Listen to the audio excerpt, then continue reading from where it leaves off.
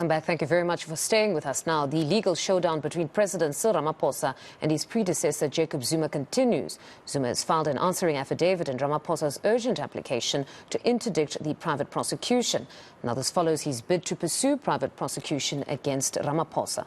The private prosecution is set to kick off on January 19th. To unpack this, I'm joined now by legal expert Mpumelelo Zikalala. Mpumelelo, good morning, and thank you, as always, for your time. So, the president primarily seeks two orders in his application. One, to interdict former President Jacob Zuma from taking further steps in effecting the summons issued pending the finalization of Part B of his application. And then secondly, he also seeks to be excused from attending the court proceedings on the 19th of January. Talk us through that urgent application. Yes, basically what he's going to say is going to say, I have the right that I need to protect. I'm going to suffer irreparable harm. I have no other alternative remedies that are there. And on a balance of probabilities, in the main matter, probably I'm going to win. Hence, which is why this particular urgent application should be granted. And based on the gravity and all the points that I've stated earlier, please excuse me from attending the proceedings which are going to take place at a later date. As you can see that the balance of forces or the probabilities are in my favor. However, the president is a bit limping on the element of agency. One, on alternative remedies, if you look at the Criminal Procedure Act, it's very clear when you have a defense of saying that someone is not entitled to prosecute, there are alternative ways in which we could have brought in, or a defense which is embedded in the CPA. So you do not need an urgent application in order to prove that. Secondly, it's the issue of not bringing in the NPA into the fore in this particular matter. I would have expected an affidavit from the president to then say, NPA, please come forward and make sure that we're able to remedy the defective certificate that you have issued. You have issued a certificate which does not have a name of a suspect. Now, it doesn't prove to us as members of the public, especially when it comes to me, that you really applied your mind to the circumstances and facts that pertain to me, and really is what, in the instances, what we have agreed to at the end of the day. If you remove that cause of complaint that I've complained about, then there would be no need for this particular action. By the way, you do have an ability to do that within the Criminal Procedure Act to remedy or to withdraw whatever certificate that has been issued. You know, that is an interesting point that you raised, because many would have assumed, even laymen, that in this instance, the NPA would be the ones that would end this prosecution, because they did express themselves to say, for them, that particular nolle prosequi certificate only pertained to Billy Downer and Karen Moore, not necessarily the president. So one would have assumed that they would have attempted perhaps to reach out to the NPA and get their version, or at least allow them to be joined in this case. The president in this case is a litigant, and the NPA is also a litigant. So you cannot use the point of saying that they are both coming from the same side, which is government, so that they should be able to work together. What the NPA ought to have done, they should have said, the Criminal Procedure Act allows us to withdraw any certificate that you have issued or attach any conditions that are in there. Let us withdraw the current certificate that the former president has, issue a new one with the name of a suspect that is stated there, and attach further conditions that may be attached at a later stage. If the former president takes them to court, they can be able to defend that decision as to why they've chosen to do that. But for them to simply issue a statement, we do not deal in legal proceedings by issuing statements or writing letters.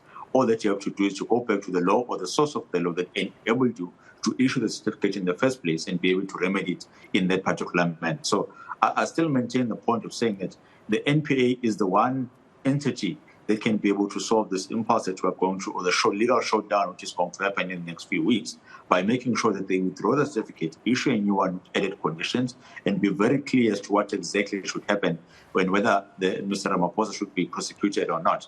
And in any event, the current president is quite correct in terms of saying, I do not control or I'm not in the business, or it is not my duty to discipline prosecutors who are misbehaving or are alleged to be misbehaving. It is the Director of Public Prosecution that should do that, and also the Legal Practice Council. I do not have power to do that. When I don't have power to do that, it means that I cannot act in a manner in which you are forcing me to act in, or in a manner in which you are accusing me that I did not take any action. So from what I'm gathering, you're saying in Part B, he could possibly succeed, but Part A is one which you have a problem with, the manner in which they approached it. Definitely, because I fail to understand the agency when it comes to this particular matter. But most importantly, that particular agency, it is then directed to a litigant who, and I must say this in inverted commas, the innocent party, because the cause of the fault or the cause of the problem is not really the president taking, or Mr. Jacob Zuma taking Mr. Ramaphosa to court. It is the NPA issuing a defective certificate that enables that particular prosecution to take place. So if you want to solve the problem, deal with the certificate first, and then you can be able to deal with all the other defenses which are going to come at a later stage. In fact, for Part B, you may find that there's no even a defense or any other matter that would need to take forward, because that cure would have been provided by the NPA providing a much more proper, comprehensive, suspect-specific certificate, which is clear in terms of saying who should you prosecute in this particular matter. You can't have the NPA which is going to say, I'm abdicating my powers to the litigant. You can go and prosecute any single person that you want to, just as long as their name is included in the docket, because the NPA, before it issues a certificate, it must look at the facts, the sequence of events, and then say, based on the evidence that you have, on each and every single suspect named on this particular docket, we are not going to pursue any litigation because there are no prospects of success. Now, I was reading through the former president's response. In his response, former President Jacob Zuma, he argues that President Ramaphosa's urgent application is, according to him seeking unprecedented and special or preferential treatment. What are your views on just his response?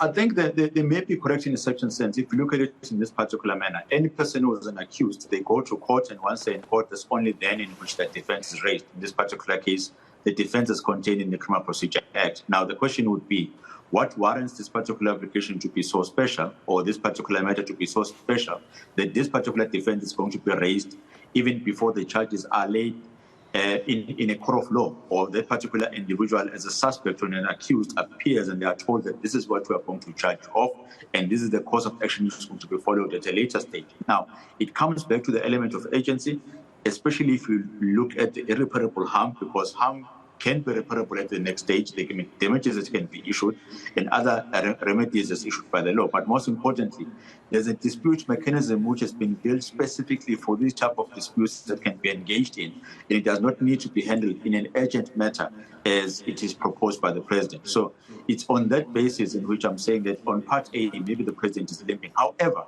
if the basis was that all these attacks, and I say that in inverted commas, by the way, are directed to the NPA, in terms of saying to the NPA, fix this defective certificate because it is causing trouble for me in my office, then I would have understood the agency in this particular matter. Now, speaking of harm, if we were to go back to President Ramaphosa's founding affidavit, he states that a criminal prosecution, be it private or public, has consequences potentially invasive and destructive on accused person's substantive rights, particularly in this instance where he goes on to state that the nolli prosecutor certificate doesn't clearly state what he is accused of.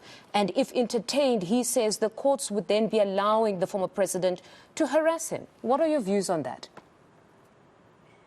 When you allege whatever harm in which you are seeking, you are stating to the court, you must be explicit and say, these are the type of harm which is irreparable that I'm going to suffer.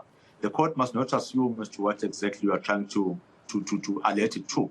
So if you're going to make a blanket statement without going into detail or comprehensively in terms of saying, this is the harm which I'm going to suffer, then you are not putting the court in any advantageous position in terms of ruling in your favor.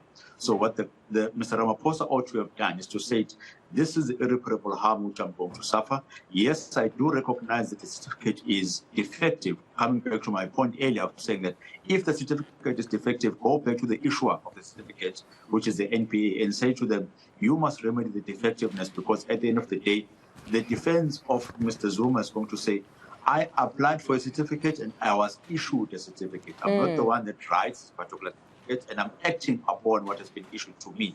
So if that particular defective certificate has been issued to me, I'm going to use it to my advantage. So fix the problem where the problem actually lies in order for you to get the reprieve that you are looking for. So it's actually in the manner in which Mr. Ramaphosa has drafted his application, because it's not directing the cause of problem to the person that has actually caused the problem.